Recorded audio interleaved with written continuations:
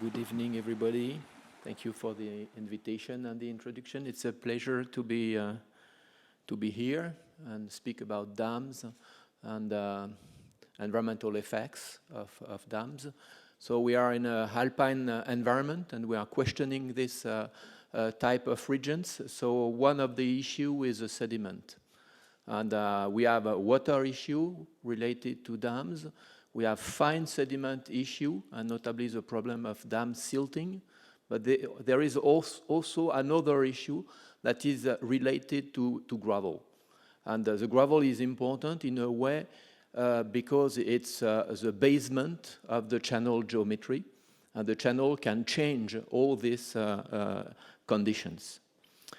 So what it is interesting and exciting in terms of research is each dam is unique. We can't say we have a dam and let's see what will be the impact. We can generalize. We can't generalize. Each dam is unique.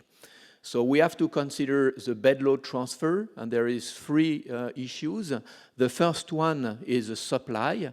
We have environment that are supplying, basin that are supplying different amount of gravel. Sometimes you have almost none, and sometimes you have quite a lot. In alpine environment, evidently, usually you have quite a lot. The other aspects is the transparency, the size of the reservoir. The sediment can pass through the reservoir or can't pass, and this is also something we have to consider. And also the hydraulic condition we have downstream from dam, and how this hydraulic condition change related to the dam construction. And so there is another issue that is related to this, is the question of the flow regulation of the dam. And these aspects are important, geomorphologically speaking, because if you, for example, you reduce the frequency or the magnitude of floods, this has direct consequences on the bed load transport condition you have downstream. Okay, so if you modify the supply, or if you modify the transparency, and you modify the hydrology, you have, with this set of variables, different reaction of the system. And also, we have to consider another parameter, that is the vegetation. And so if you change, you may not change the peak flows, but you may change the seasonality of the flow. You may change the lower flows. And this can have direct effects on the vegetation recruitment, on the vegetation growth, on the water stress related to the vegetation. And you can get some very significant encroachment. And you have this example here on the Drac. This is a tributary of the Isère, that is a tributary of the Rhône, and you see that it was a very wide braided system in the 60s, and now it's a tiny stream. Most of the the bars, has been vegetated. So the problem, the encroachment, can be a very significant issue. So bed load transfer, flow regulation, and the consequences in terms of ecology or in terms of socioeconomy are also variable according to the channel response related to the dam. So I just give you an example that is important related to what we call cold refuges. So you know that in gravel bed systems, there is interactions between the flow, the superficial flow and the subsurficial flow. The hyporic and groundwater are interacting with the superficial flow. So we did some thermal imagery with drones or with plane, and the color circles you see on the Ain River, for example, here, are cold refuges, are cold patches that are important for salmonids in this kind of environment. So what we usually, what it is fairly common, if you modify, if you stop completely the sediment transfer through a dam, is a channel incision. And this channel incision usually is associated with armoring, so coarser and coarser channel bed, and clogging. The interstice of the gravel is blocked by fine sediment. And this is what you have on the image here, you know. This is an image that has been taken here on the Ain River. And then if you have this kind of situation, you have no more exchange between the groundwater, the hyporheic zone, and the channel. And this is exactly what you see here. Okay? So this ridge downstream from the dam is impacted in terms of exchange. If you see downstream, you have many, many circles. So this ridge is not yet impacted, but it could be impacted in the future. So I take another example. This one, this is a Plan d'Arème dam in the Garonne, in the Pyrenees. If you see the bypass ridge just downstream from the dam, you see that you have many color circles. It means you have exchange between the surface and the subsurface. So this dam is not really impacting these interactions. Just to show you two examples to see we can have completely different situations. So what it is important is a diagnosis. We must approach carefully the different relationship and the different adjustment to try to understand what's going on. And this is important, notably because we have responsibilities. We have some water and actor conflicts, because if you have problem, for example, a dam, a bridge downstream from the dam that is undermined, and that is sensitive, it can be destroyed because its piles are undermined. Okay, it can be destabilized. Who is responsible for that? Okay, so is it the owner of the dam, or do we have other actors that can also act and impact the system? And one of the other problems we have is the consequences are progressive. This is something that is not very visible, like the climate change. And people don't see because it's very slow most of the time. It needs decades to see something. This is true for the geomorphic changes. The propagation of the starvation can occur over a speed of a few hundred meters a year downstream from the dam. And sometimes it's much slower than that. So you can have impacts, adjustment of the channel related to a dam 40, 50, 60 years later, as far as you go downstream. Also, this is the same thing for the temperature, as I showed before. This is the same thing with the riparian afforestation. The tree to grow took time. Just to show you here, this is the Ain River, 40 kilometers. This is the grain size.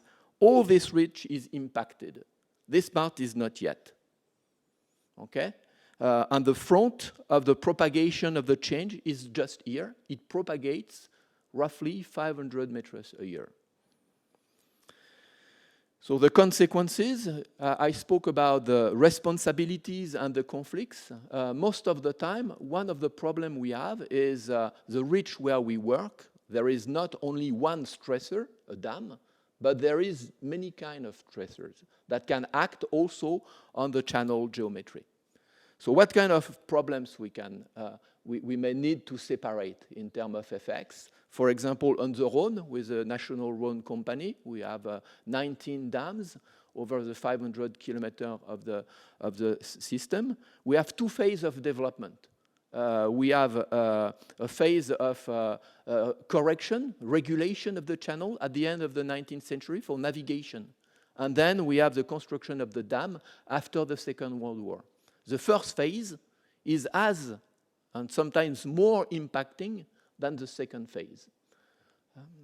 If we look at the Dordogne and many other systems, we have dams that have effects, but we have other big activities like mining in the 80s, in the 70s, that are also still significantly impacting the channel geometry. And the river is still adjusting to the dam, the chain of dam, but also to the mining activity that occurred in the 60s. So if I take the example to go a bit abroad of the Yamuna River in India, crossing Delhi. So you see, you have a dam here. You see the development of the city. You have a huge development of the city over the last 40 years. And if you look at the Yamuna, downstream from Delhi here, you see that we have less and less water. In the 80s, we have many wetlands on both sides of the river. They completely disappeared. And you see also that we have many yellow areas that are sandbars. They have completely disappeared. So the channel significantly changed, partly because of the dam, perhaps, but also mainly because of the mining activity. Okay? And the pumping, the water domain, the withdrawal, and many other factors. So there are some solutions to mitigate the impact. We have all the domain of hydrological improvement, what we call e-flows. We can modify the minimum. We can rise the minimum flow. We can recreate a seasonal pattern. This is what you have here on some of the reach of the Rhône. You can reintroduce sediment. This is all the domain of gravel augmentation. That is also an issue quite discussed in Switzerland. And you can see here, this is the work of my colleague Jean-Michel Olivier, the response of the fish community. And you see that when you increase the minimum flow, the fast-flowing species that are typical from an alpine rivers are much more abundant after the restoration approach. But here we are repairing river. We try to improve the situations once we have impacted the system. And one of the issues for us, and Maria introduced a number, hundreds, thousands of dams that are planned worldwide. The question is, can we anticipate, can we minimize the impact of these dams? And this is really the big issue that are in front of us. Could we continue to make the stupidity we did in the past? Or can we do things better? This is exactly the question that Maria asked before. And the sustainable development, the renewable energy must be considered in terms of sustainability. So there is different issue. We can have dams where we have some technical situation where the sediment can pass through them. There is some example, but it's a bit more expensive than a basic dam, I would say. We can also have some strategy in terms of dam management where we can promote the transfer of sediment downstream.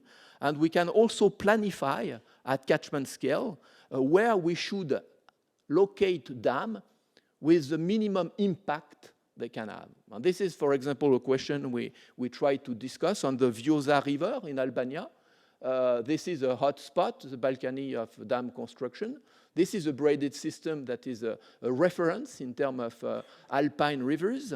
And all the work that has been done with Simone Bizzi and his group is to see if we reduce, if we create a starvation by a dam construction, where it will have the minimum impact in terms of geomorphic responses. So there are solutions, but there is some political situations and economical situations that explain that most of the time these measures are not considered.